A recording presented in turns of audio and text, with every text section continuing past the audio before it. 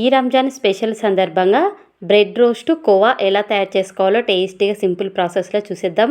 ఓ bread packet తీసుకొని ఇలా చూపిస్తున్న విధంగా 4 వైపులా ఈ మాడిన పదార్థాన్ని తీసేసుకోవాలి. మీకు ఇష్టం వచ్చిన షేప్ కట్ చేసుకోవచ్చు. నేనైతే ఈ షేప్లో కట్ చేస్తున్నాను. వీటిని ఆయిల్లో 2 వైపులా ఇలా ఫ్రై చేసేసుకొని వీటిని పక్కన పెట్టేసుకోవాలి. ఇప్పుడు ఇంకో కడాయి తీసుకొని 1 కప్పు షుగరు, 1/2 కప్పు వాటర్ పోసి ఇలాచి పౌడర్ కూడా వేసేసుకొని జస్ట్ ఇలా జిగుటు పాకం వస్తే సరిపోతుంది. ఇప్పుడు ఈ బ్రెడ్ ముక్కలన్నిని 2 వైపులా ఇలా తడుపుకున్నాక తీసి పక్కన పెట్టేసుకోవాలి.